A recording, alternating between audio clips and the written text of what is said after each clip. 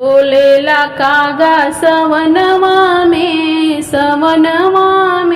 आज शिवजी आई है अंगनवा में। बोलेला कागा सवनवा में आज भोला जी आई है अंगनवा में।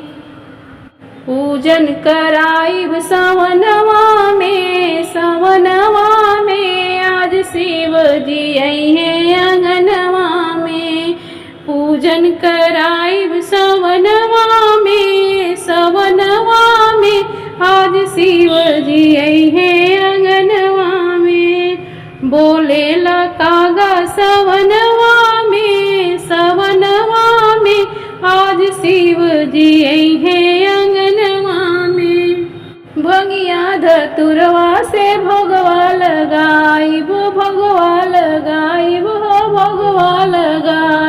भंगिया धतुरवा से भोगवा लगाइब। अपने ही हाथे हम शिव के खियाइब अपने ही हाथे से शिव के खियाइब। आसन लगाइब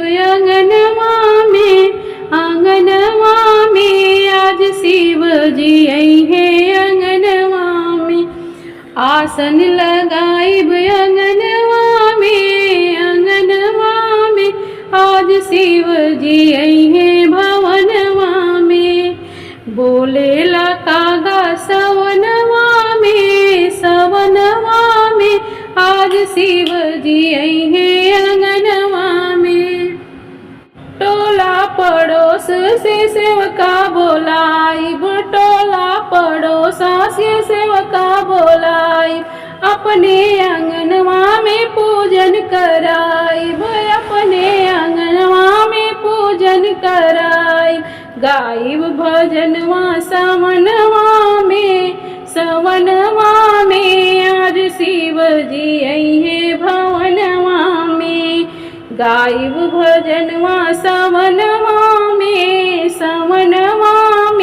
आज शिव जी आई है अंगनवा में। बोलेला कागा सवनवा में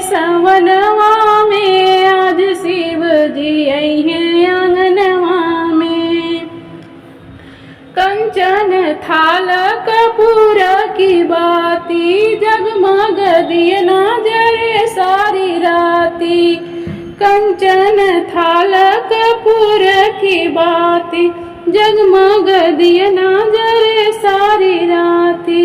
आरती सजाइब भवनवा में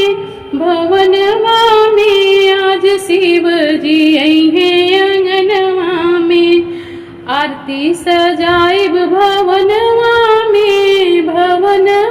में आज शिव गुरु आई है अंगनवा में। बोलेला कागा सवनवा में आज शिव जी आई है अंगनवा में। आज शिव जी आई है भवनवा में आज शिव जी आई है भवनवा